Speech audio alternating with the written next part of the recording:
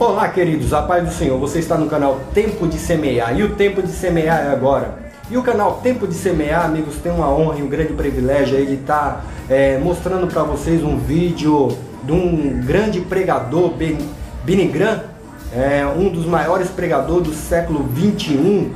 E para mim é uma honra muito grande estar mostrando para vocês aí uma mensagem que ele trouxe maravilhosa aos nossos corações.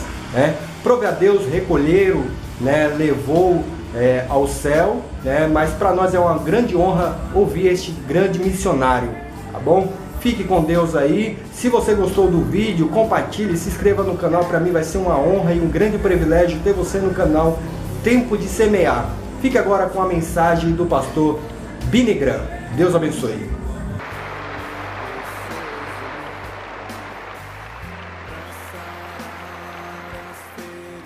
Há alguns anos atrás, dois filmes britânicos receberam o Oscar da Academia de melhor filme do seu respectivo ano. E ambos foram a respeito de dois homens. Um foi Eric Liddell e o outro foi Gandhi. Ambos tiveram a força e a coragem, quando sob pressão, de dizer não a si mesmos, de exercer autodisciplina. Quero tomar como meu texto de hoje 1 Coríntios, capítulo 10, começando com o versículo 12. Aquele, pois, que pensa estar em pé, veja que não caia. Não vos sobreveio tentação. Ouçam isto: não vos sobreveio tentação que não fosse humana. Todo ser humano enfrenta tentações no decorrer de sua vida. Mas Deus é fiel e não permitirá que sejais tentados além das vossas forças. Pelo contrário, juntamente com a tentação, vos proverá livramento, de sorte que a possais suportar. Deus proveu escape, se você conhece a Cristo. Bom, aqueles dois filmes tiveram um tremendo impacto sobre o mundo. O de 1982 foi Carruagens de Fogo, a história de Eric Liddell, um jovem que disse não a si mesmo e sim a Cristo. Ele surpreendeu o mundo quando se recusou a correr num domingo nas Olimpíadas de Paris de 1924. E vocês todos sabem que ele disse não até mesmo ao príncipe de Gales, que lhe pediu que corresse, porque ele era o homem mais rápido do mundo nos 100 metros. Mas ele disse não, porque ia ser num domingo e era contra suas convicções bíblicas escocesas. E recentemente foi comemorado o 60º aniversário da grande vitória de Eric Liddell nas Olimpíadas, porque ele correu nos 400 metros, em que ninguém achava que teria chance. E venceu.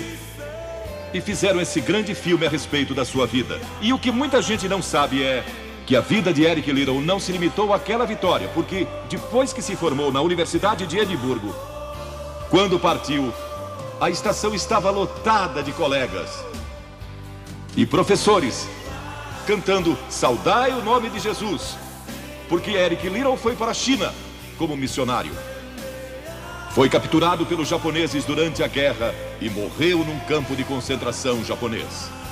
Mas naquele campo, ele trouxe alegria e coragem a todos os prisioneiros, pois pregou para eles e cantou para eles, ministrando as suas almas. E ouvi dizer que estão preparando um outro filme, mostrando sua vida ali, porque ele teve coragem de dizer não. O mundo ouviu falar dele, porque ele disse não àqueles que tentaram fazer com que abandonasse as suas convicções cristãs pessoais. E eu penso em William Booth, há pouco mais de 100 anos atrás, que fundou o Exército da Salvação. Ele se converteu, tornou-se um vigário, um pastor, e foi para as favelas de Londres, para as zonas da luz vermelha. Pregou entre a gente pobre, formou um pequeno grupo chamado Banda Aleluia, e ia às esquinas, e ia também às prisões. E alguns dos líderes religiosos da época não gostaram daquilo, E assim ele foi chamado diante de uma conferência de líderes religiosos. E disseram: William Booth, você vai pregar onde nós o mandarmos. Senão, será excomungado. Ali estava ele, diante daquela vasta assembleia de pastores. Que podia dizer? Catherine Booth, que se tornou tão famosa quanto ele, sua esposa, estava na galeria e abanou o seu lenço gritando: William, diga não! E William obedeceu sua esposa e disse não, e assim nasceu o exército da salvação.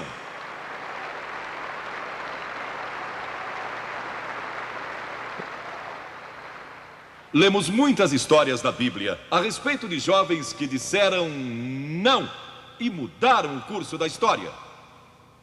A primeira que quero mencionar, talvez nunca tenham ouvido falar. Seu nome foi Vasti e foi rainha da Pérsia.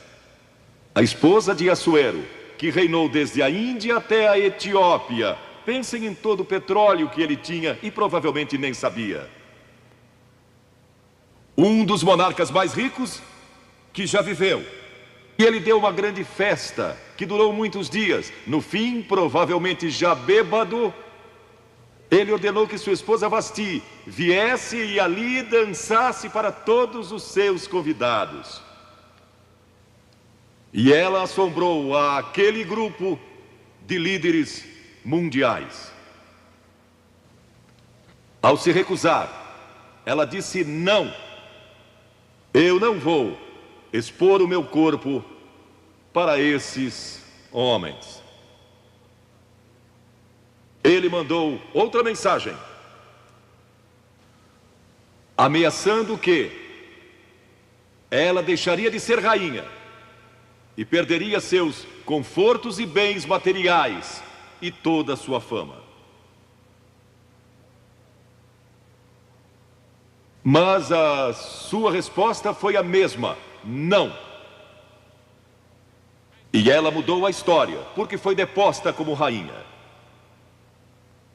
Nada mais sabemos. Mas por causa dela, Esther se tornou rainha e o povo judeu foi salvo.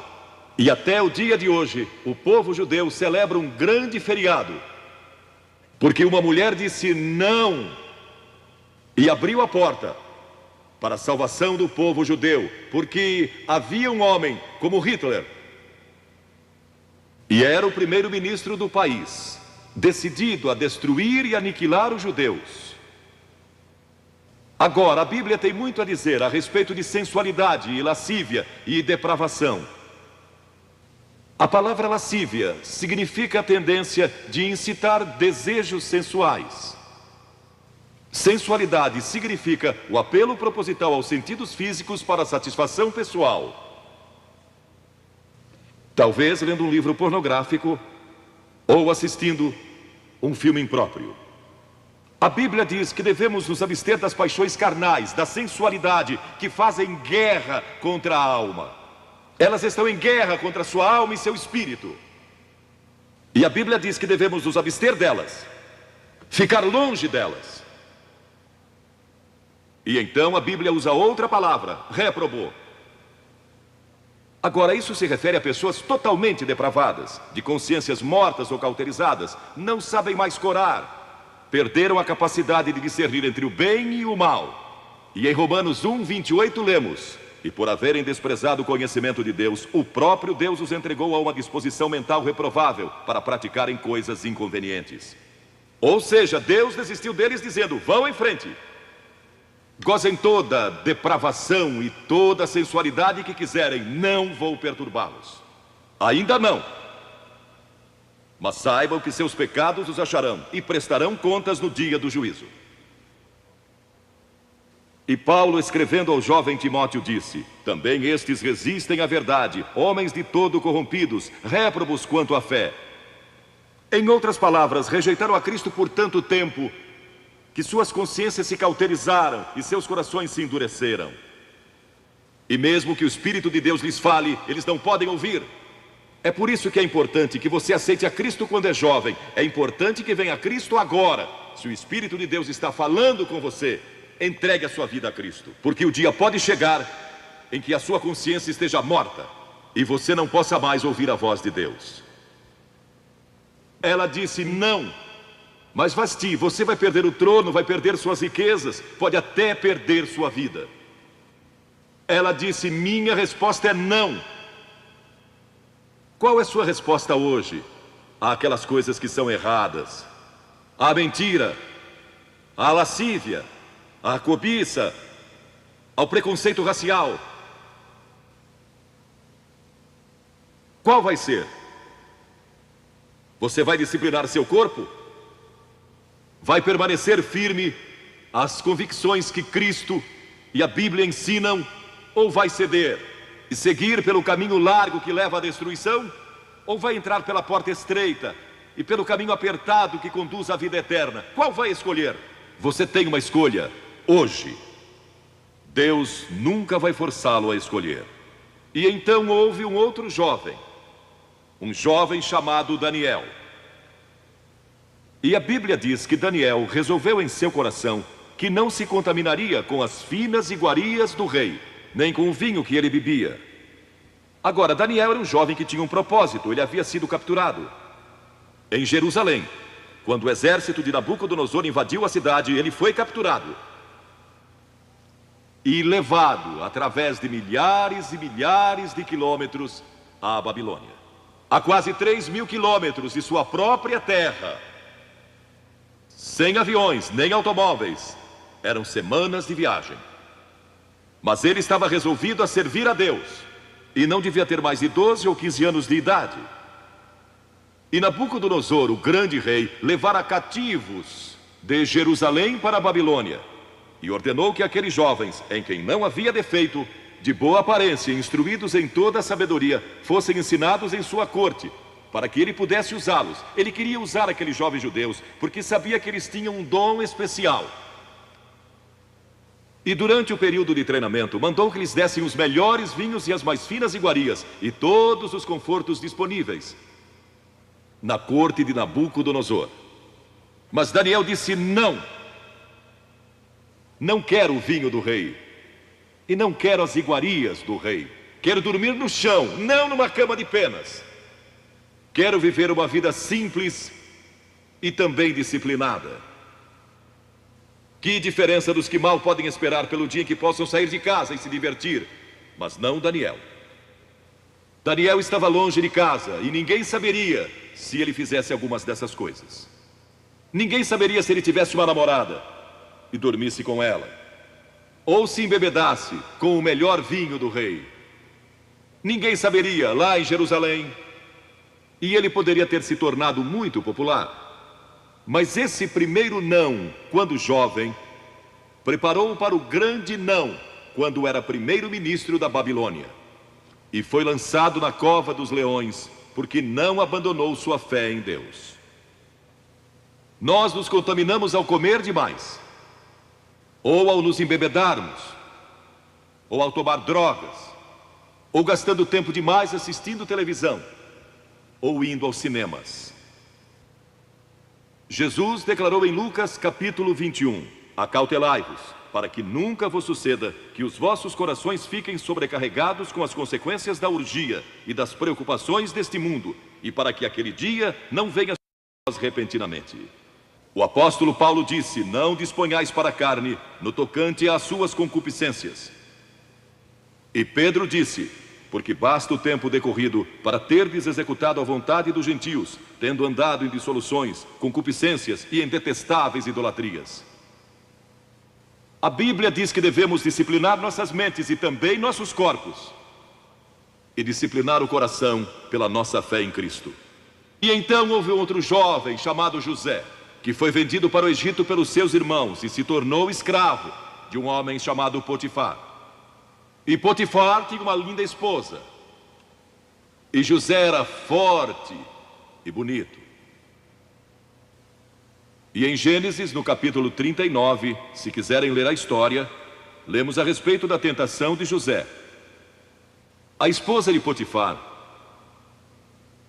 se apaixonou por José, porque José se tornou mordomo de toda a casa de Potifar, cuidando dos seus negócios. E ela viu aquele belo jovem, viril e de boa aparência, andando pela casa e pelo jardim, cuidando dos negócios todos os dias, e ela o cobiçou. E disse: deita-te comigo. Ele disse: não. E acrescentou: não posso fazer isso ao meu senhor, que me confiou tudo o que tem, exceto sua esposa. Não posso pecar contra Deus, o Deus dos meus pais. Ele estava longe de casa, lá no Egito, quem saberia?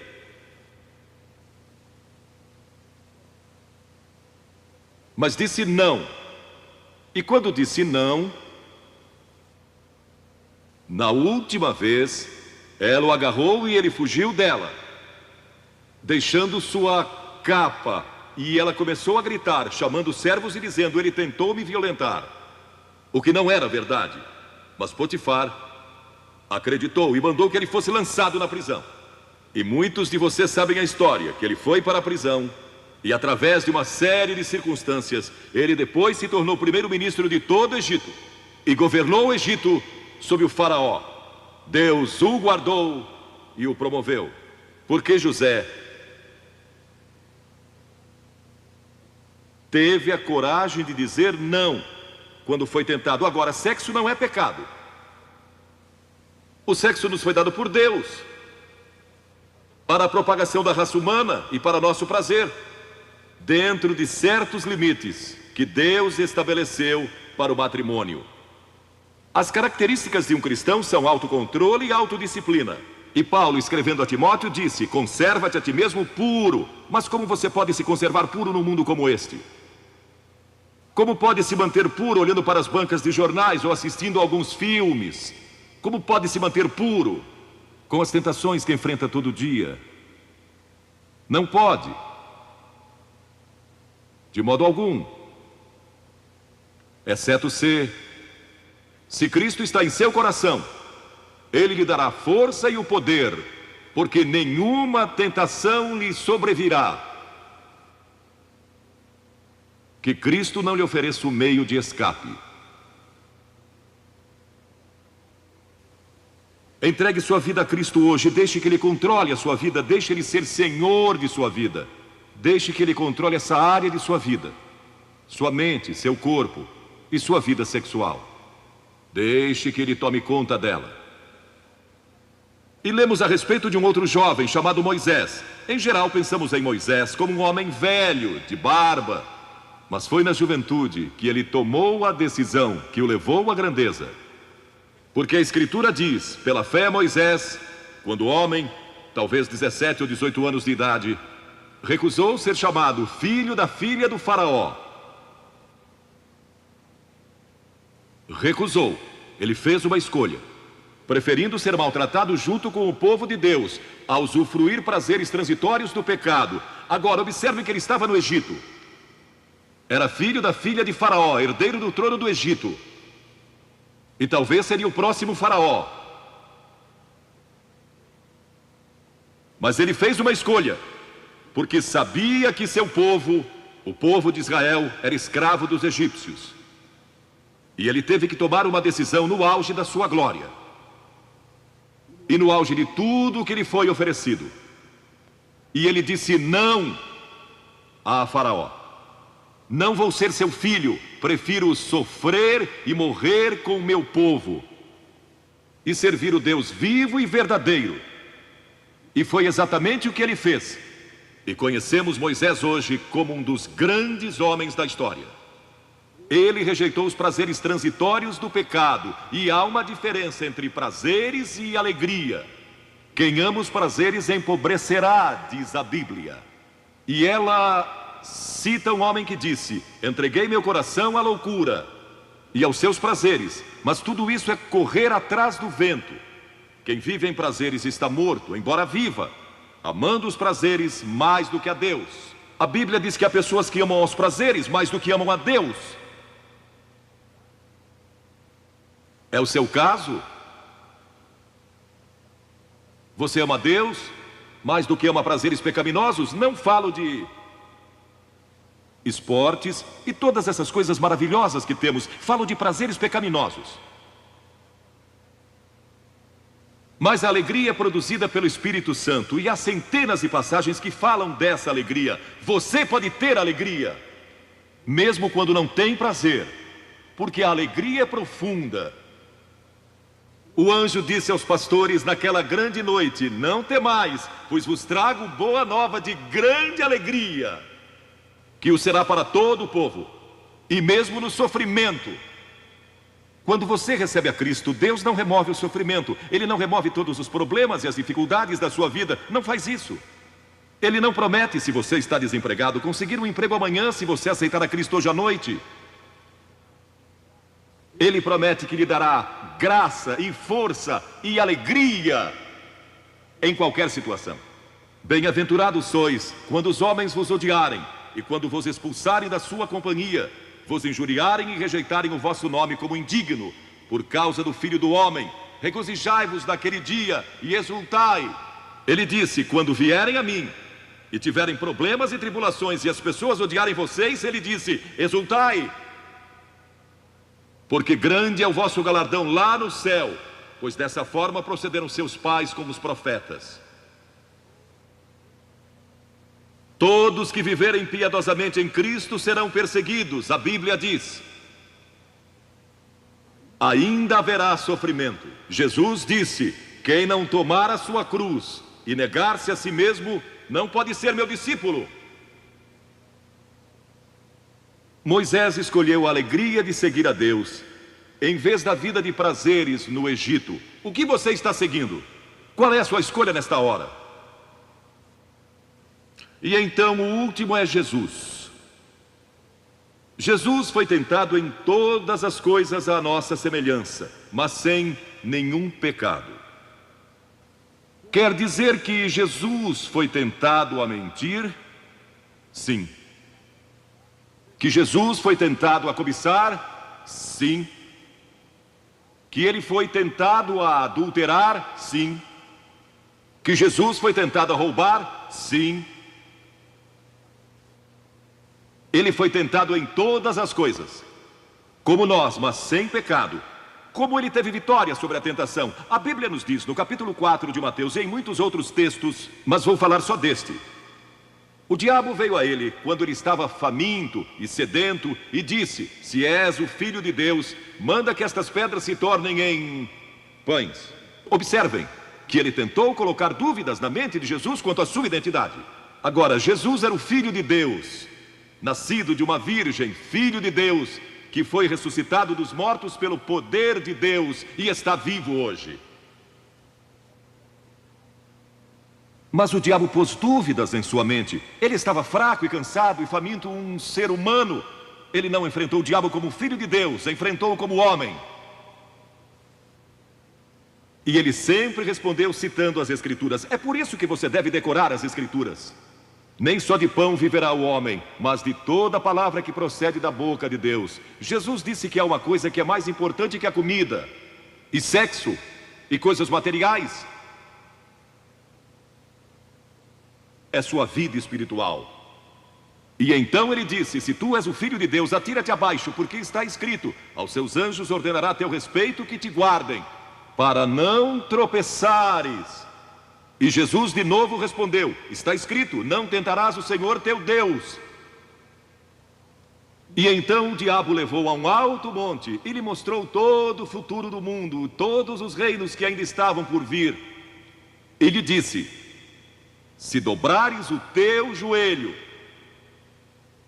e me adorares, eu te darei todos os reinos do mundo e sua glória. Jesus não argumentou se ele podia fazer isso. O diabo pode dar-lhe qualquer coisa. Alguns de vocês estão vendendo as suas almas por nada, coisas sem valor. A Jesus ele ofereceu o mundo todo, mas ele sabia que a cruz estava esperando por ele, e o único meio de salvação para o mundo era a cruz. Se tivesse obedecido o diabo, nós nunca teríamos tido a oportunidade de sermos salvos e perdoados. Jesus teria tomado um atalho e nós estaríamos perdidos. Mas Jesus disse, está escrito, ou melhor, começou dizendo, retira-te, Satanás, porque está escrito, ao Senhor teu Deus adorarás, e só a Ele darás culto. E assim o diabo deixou, e anjos vieram e o serviram. Observe como Jesus enfrentou o diabo ao ser tentado. Primeiro, ele citou as Escrituras. Segundo, ele estava cheio do Espírito Santo. E terceiro, estava na vontade de Deus. Você está disposto a dizer não às tentações do diabo? Está? Pense nisso. E está disposto a dizer sim às declarações de Cristo, de que Ele é Filho de Deus, e quer que Ele entre em seu coração e perdoe seus pecados, salvando? Ah, eu sei, muitos de vocês foram batizados e confirmados. A maioria de vocês talvez sejam membros de uma igreja, ou se identificam com uma igreja, ou talvez vão à igreja 2 ou 3 vezes ao ano. Não sei se fazem isso ou não, mas sei que muitos o fazem. Mas não podem declarar aqui hoje, eu sei que meus pecados foram perdoados, eu sei que vou para o céu. Deus está disposto a perdoar todo o seu passado hoje por causa da cruz. Deus está disposto a dizer, eu perdoo você, porque Ele ama você. E Deus se interessa por você como se você fosse a única pessoa em todo o mundo. E você pode recebê-lo nesta noite. Você diz, o que preciso fazer? Primeiro, deve estar pronto a se arrepender dos seus pecados. O primeiro sermão de Jesus foi sobre arrependimento. E a palavra arrependimento significa mudança, mudar suas ideias, mudar seu estilo de vida. Deixar que Cristo entre e o ajude a mudar. Está pronto a fazer isso? Não pode mudar por si mesmo. Mas Ele o ajudará a mudar. Não que você será perfeito. Significa que vai dar à sua vida uma nova direção. E Ele estará com você para ajudá-lo. À medida que você anda dia a dia com Cristo. Ah, você vai falhar e vai errar. Não vai ser perfeito. Mas Cristo estará com você. Se estiver pronto a se arrepender. Diga a Deus, nesta hora eu pequei e me arrependo.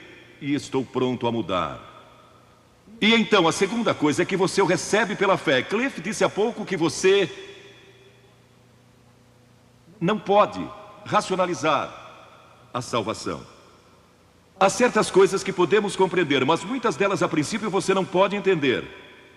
Tem que vir como uma criança, dizendo, não posso entender tudo, mas eu te recebo em meu coração hoje pela fé. Pela fé que somos salvos, pela fé e não por obras, para que ninguém se glorie. Pela graça que somos salvos. E então a terceira coisa, você está pronto a sair daqui hoje dizendo, vou segui-lo e servi-lo o melhor que me for possível. Sabem, em nossa reunião em Bristol, algumas semanas atrás, estava ali um jovem de 17 anos, e ele tinha ido à autoescola aquela tarde, e pediu que seu instrutor o deixasse em um dos portões do estádio. E entre aquela multidão, ele encontrou sua família, que tinha sido convidada para a cruzada. E no encerramento, ele e sua irmã fizeram o que vou pedir que vocês façam hoje. Vieram à frente e ficaram diante da plataforma, indicando que estavam entregando suas vidas a Cristo. Uma semana depois, esse rapaz de 17 anos morreu num acidente num túnel que desmoronou. Talvez vocês até tenham lido nos jornais. Ele disse sim a Cristo, nunca imaginando que em poucos dias ele estaria indo ao céu. E nós o veremos lá outra vez. Você sabe para onde iria se isso acontecesse com você? Certifique-se antes de sair daqui. Vou pedir que saiam dos seus lugares agora, centenas de vocês, talvez milhares até, e venham e fiquem aqui na frente, calmamente e reverentemente dizendo ao vir, eu me arrependo dos meus pecados, quero receber a Cristo em meu coração, quero saber que fui perdoado e que um dia vou para o céu, quero esta nova vida. Você diz, mas Billy, por que você pede que venhamos publicamente? Por que em público? Porque toda pessoa a quem Jesus chamou no Novo Testamento chamou em público. Ele disse: se não estiver disposto a me confessar diante dos homens, tampouco eu o confessarei diante do meu Pai que está nos céus. Jesus morreu publicamente por você, despido, sangrando, diante de toda aquela multidão. Por você. Certamente você pode vir à frente hoje declarar sua entrega a Cristo. Não somente os jovens, talvez você tenha 70 ou 80 anos. E Deus falou com você hoje. Levante-se e venha. Vamos esperar por você. Você que está assistindo pela televisão, em outras partes da Inglaterra ou do mundo, também pode tomar uma decisão por Cristo agora. Entregue sua vida a Cristo hoje e tome a decisão que estas pessoas estão tomando, estas centenas de pessoas. Vimos mais de 3.000 pessoas todas as noites. Que Deus o ajude a tomar essa decisão hoje. E procure uma igreja mais próxima.